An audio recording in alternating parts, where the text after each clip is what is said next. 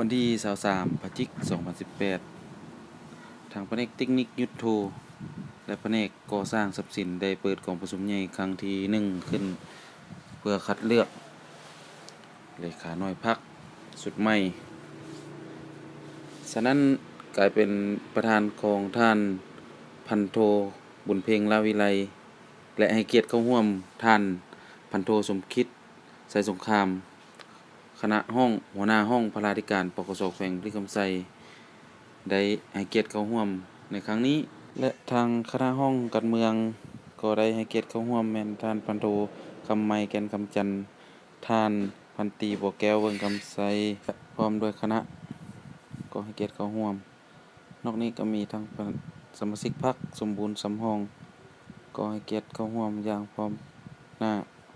นอกนี้ท่านพันโทสมคิดยังให้คำโอวาทตักเตือนให้แก่สมาชิกพรรคสมบูรณ์สำรองเพียงงานก่อสร้างพรรคบ่ให้ตกในเล่ห์เหลี่ยมกลอุบายของศัตรูมีอุดมการณ์หนักแน่นปลอดใสขาวสะอาดโดยท่านปฏิบุญเนืองแก่นมณีได้กล่าวผลสำเร็จภายใน1 ปีที่ผ่านมาทั้ง2แผนกเทคนิคและแผนกก่อสร้างทรัพย์สิน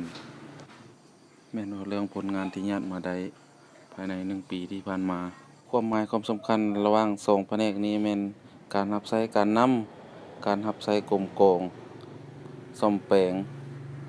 ต่างๆภายในกองบัญชาการปกสแขวงแม่นได้รับผลสำเร็จวันนี้ท่านพันโทปานีก็ได้มติตกลงเกี่ยวกับบรรดาสหายที่รับผิดชอบเวียกงานจัดกองประชุมในครั้งนี้อธิบายเกี่ยวกับการป้อนบัตรคัดเลือกเอาเลขาน้อยพรรคแผนกเทคนิคก่อสร้างทรัพย์สินและก็ได้พากันป้อนบัตรคัดเลือกเอาได้มีผลสำเร็จอันจบงามทั้ง2หน่วยพรรคที่1ก็ได้ป้อนบัตรคัดเลือกเอาได้3สหายเป็นต้นแม่นท่านพันโทปานีหลวงชมพูและท่านพันตรีบุญเนืองแก่นมณีและท่านพันโททองทันพันธานุวงศ์หน่วยพรรคที่2แม่นป้อนได้ท่านพันโทบุญเพ็งลาวิไล